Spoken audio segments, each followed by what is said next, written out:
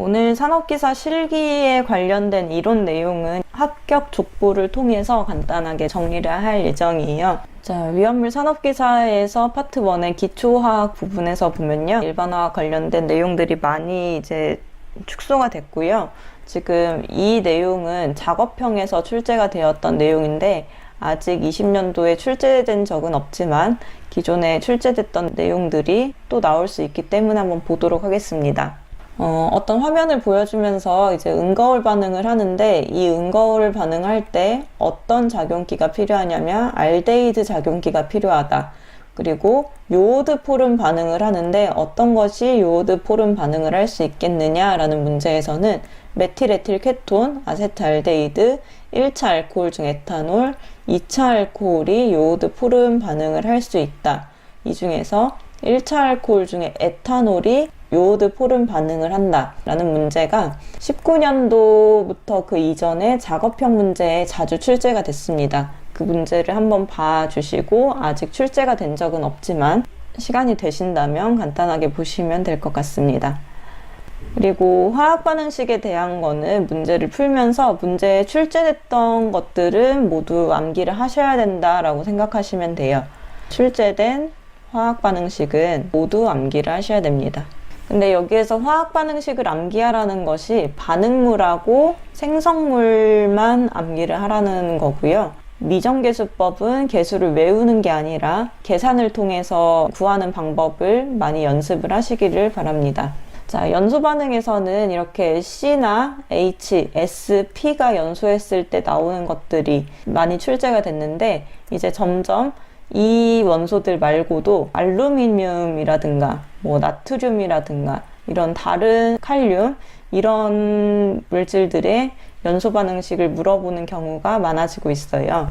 그래서 알루미늄이나 나트륨, 칼륨 이런 것들이 산소랑 만났을 때는 그 만난 것들의 기호를 이렇게 써주시면 됩니다.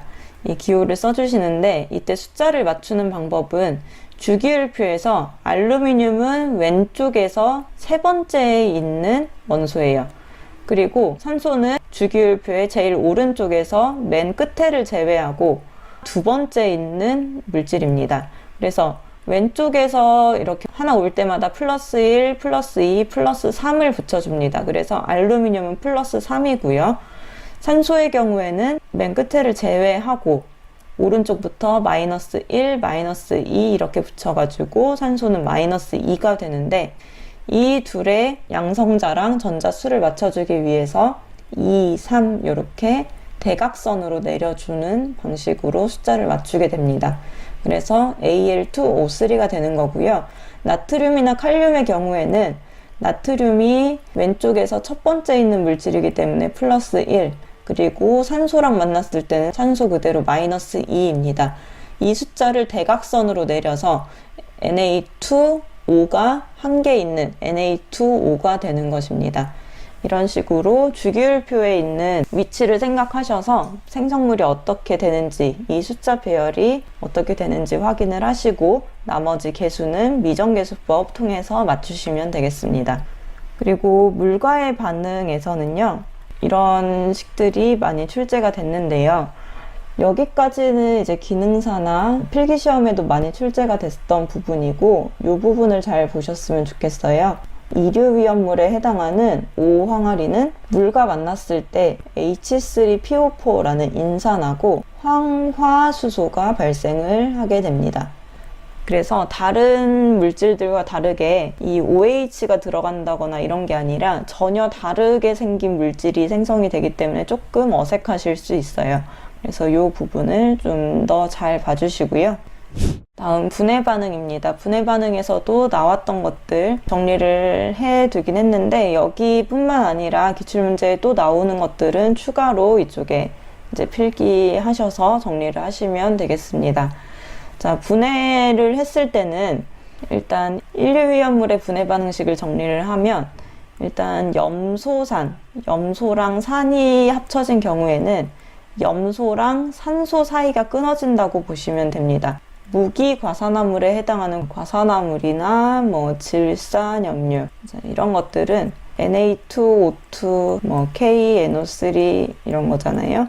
자, 이게 분해가 됐을 때는 산소 하나를 떨어뜨려주면 됩니다. 산소 하나를 떨어뜨려서 Na2O 플러스 O2, 그리고 여기도 산소 하나 떨어뜨려서 KNO2 플러스 O2, 이런 식으로 분해가 되고요.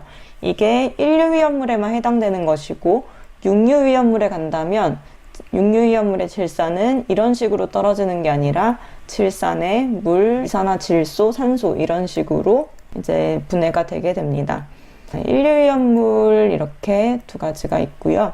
또 트리니트로톨루엔, 니트로글리세린의 경우에는 이제 분해 반응식에서 좀 어려운 문제로 출제가 되는 부분입니다. 그래서 5류에 해당하는 분해 반응식을 따로 정리를 해두고, 이거는 생성물이 많아서 틀리기 쉬운 문제들이니까요. 트리니트로톨루엔과 니트로글리세린의 분해 반응식은 다시 정리를 하시기를 바라고요. 그리고 아래쪽에 보시면 이쪽에서 설명을 했던 내용인데요. KClO3, 1류위험물이죠. 1류위험물에 염소산, 염소랑 산이 합쳐진 경우에는 이렇게 끊어져서 생성물을 만들게 됩니다. 근데 그렇지 않은 경우에는 Na2O2와 같은 경우에 산소 하나가 빠져나가면서 Na2O랑 O2, 그리고 얘는 질산 암모늄인데요. 여기에서는 산소 하나만 빠져나가는 게 아니라 이런 식으로 N2, O2, H2O라는 예외 사항으로 보시면 되겠습니다. 1류위험물 중에 이런 것들은 그냥 산소만 빠져나오는 것이 아니라 산소가 나오기도 하는데 다른 물질도 나오는 것으로 출제가 된 적이 있어요. 그러니까 1류위험물 중에서 이 아래 것들은 예외사항으로 따로 암기를 하시면 좋겠습니다. 자, 다음 이상기체 상태 방정식은 이 식을 기준으로 보통 n분의 WRT가 많이 출제가 되기는 하지만 산업기사에서는 V는 Pn분의 WRT 뿐만 아니라 W를 기준으로 놓고 이제 바꾸는 경우, 또는 뭐 분자량을 놓고 바꾸는 경우, 이런 식으로 여러 가지로 이게 변형이 됩니다. 그래서 변형되는 형태를 이제 몇 가지 파악하시면 처음에는 이게 조금 어려워 보일 수도 있겠지만 쉽게 점수를 딸 수 있는 부분이니까 연습을 해서 꼭 맞추시기를 바라고요. 이 문제는 이따 기출문제 풀이를 통해서 한번 정리를 하도록 하겠습니다. 그래서 이상기체 상태 방정식은 이런 식으로 변형을 해서 유형이 심화가 될 수 있을 텐데요. V를 구할 때는 PV는 n분의 WRT에서 정리를 해가지고 Pn분의 WRT 하고, 조건이 제시된 물질의 몰수, 구해야 하는 물질의 개수를 이렇게 곱해주면 내가 원하는 물질, 구하고자 하는 물질의 부피를 구할 수 있습니다. 그리고 문제에서 조건이 없거나 표준 상태라는 말이 나왔을 때는 온도를 0도씨, 그러니까 273켈빈, 그리고 압력을 1atm으로 놓으면 되고요.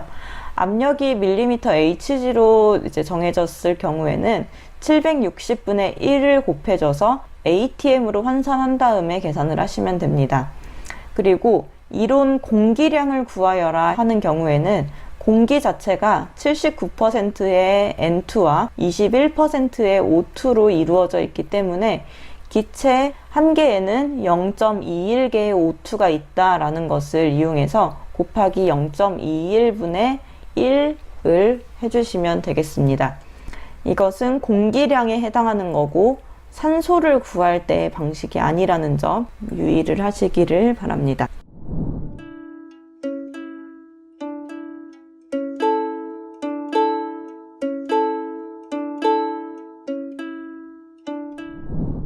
다음으로 이제 연소 및 화재에서 사료위험물의 경우에 인화점이 낮은 순서에서 높은 순서로 분명히 배치가 됩니다.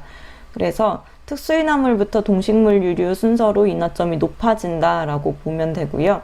특히 특수인화물 안에서 인화점은 특, ED, 아산 이렇게 우리가 암기를 하잖아요. 이 중에서 E, D, 아, 산, 이 형태로 인화점이 됩니다. E, D, 아, 산 이렇게 되는데 위로 갈수록 높아지는 거고 아래쪽으로 갈수록 낮은 인화점이 됩니다. 이 각각의 인화점을 암기를 하시면 더 좋아요. 요 4개는 진짜 많이 출제되는 인화점이거든요. 그래서 암기를 하시면 좋겠지만 만약에 이게 기억이 안 난다. 그러면 특, 이디, 아산을 이 순서대로 이, 디, 아, 산 이렇게 쓰시고 여기에 인화점이 어느 정도 되는지 추측해서 푸셔도 좋을 것 같습니다. 그리고 연소 범위에 대한 문제가 이렇게 돼 있는데 이 물질은 연소 범위가 이런 물질이다. 이 물질은 어떤 물질인가 하고 추측할 때 사용할 수 있는 조건들이고요. 요즘에는 연소 범위를 이렇게 주는 것뿐만 아니라 위험도를 구하는 문제도 많이 나오고 있어요.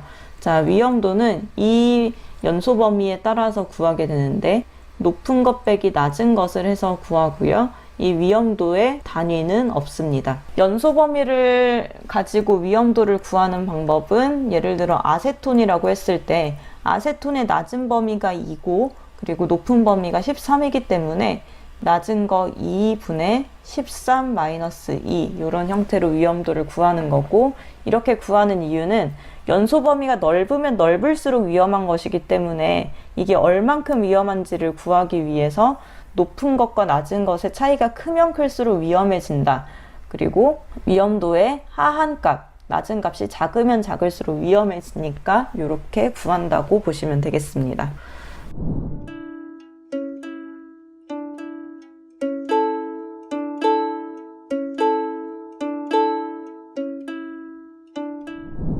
다음은 소화 및 소방시설에서 자, 여기에 있는 이 분말 소화약제의 경우에는 다 알고 계시겠죠? 그 중에 1종 분말 소화약제의 경우에는 온도에 따라서 분류해서 알아두시면 좋습니다. 270도씨인 경우에는 Na2CO3 플러스 CO2H2O 이렇게 우리가 기본적으로 알고 있던 방식으로 분해가 되는 반면에 여기에서 온도가 더 높아지게 되면 Na2O 가 됩니다. 탄소 하나가 빠져나가면서 Na2O가 된다는 점 온도에 따라서 알아두시고요. 탄산수소 칼륨 270도씨의 탄산수소 나트륨 분해식에서 NA가 K로 바뀐 거 그리고 인산 암모늄의 경우에는 1차와 2차 분해 반응식이 있는데 여기에서 부르는 HPO3가 메타 인산이에요. 자, 이 메타 인산이 다른 분말 소화약제의 CO2 역할을 하기 때문에 메타인산이 발생한다 하면 Na3 플러스 HPO3 플러스 H2O를 하시면 되겠고 만약에라도 1차 분말 소화약제 반응식을 쓰시오라고 하면은 NH3, H3, PO4를 쓰시면 되겠습니다. 2차가 대부분 많이 나와요. 그리고 4종 분말 소화약제의 분해식은 따로 암기하지 않으셔도 되고 3종 분말 소화약제는 ABC 소화약제라고도 많이 불립니다. 자, 할론 소화약제 이렇게 문제가 나오면 참 쉽고 또 문제 점수를 따기 좋겠죠. 할론 넘버는 앞에서부터 C, F, Cl, B, R의 원소의 개수를 나타낸 것입니다. 여기에 하나가 더 추가되자면 I의 원소의 개수가 나타나는 거고요.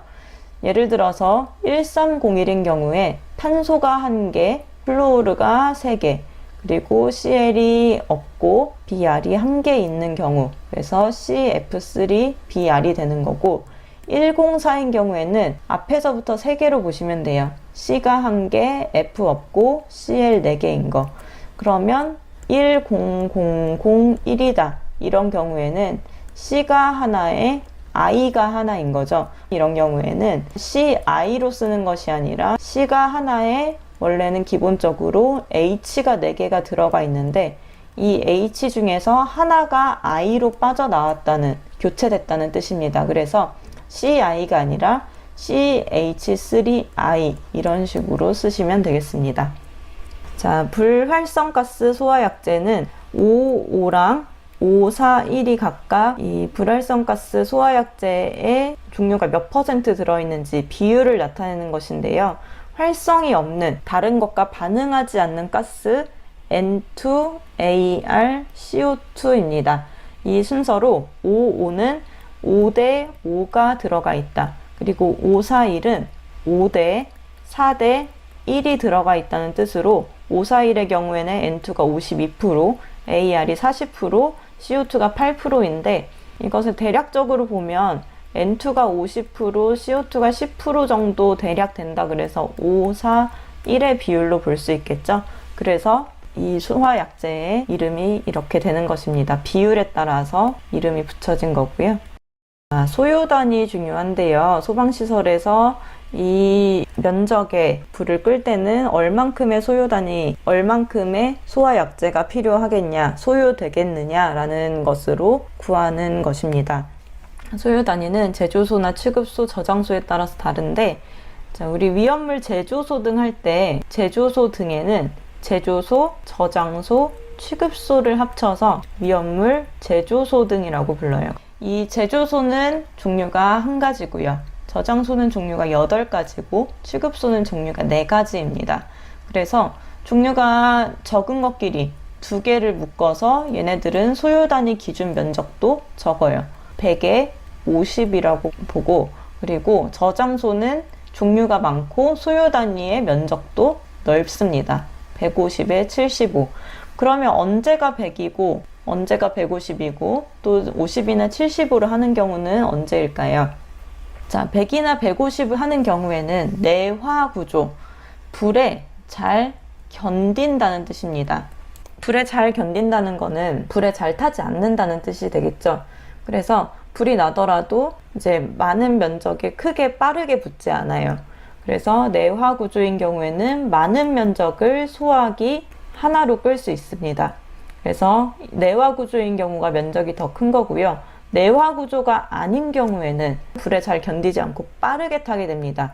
그래서 적은 면적을 소화기 하나로 끌 수가 있어요. 왜냐하면 불이 더 심하게 붙기 때문에. 그래서 숫자 차이가 이렇게 절반씩 난다고 보시면 되겠고, 자, 위험물은 지정 수량의 10을 곱한 만큼을 소화기 하나로 끌 수 있다 라고 보시면 되겠습니다.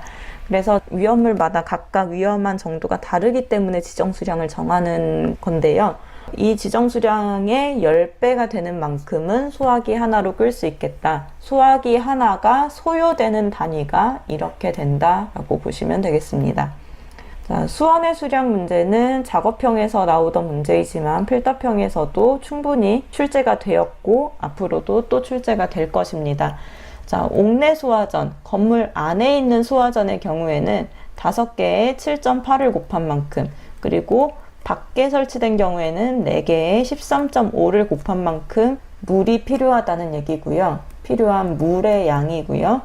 그리고 이 세제곱미터가 리터로 환산해서 출제가 되는 경우가 있어요. 몇 리터인가 라는 식으로 답을 요구하는 경우에는 이렇게 구한 다음에 곱하기 1000을 해주시면 됩니다.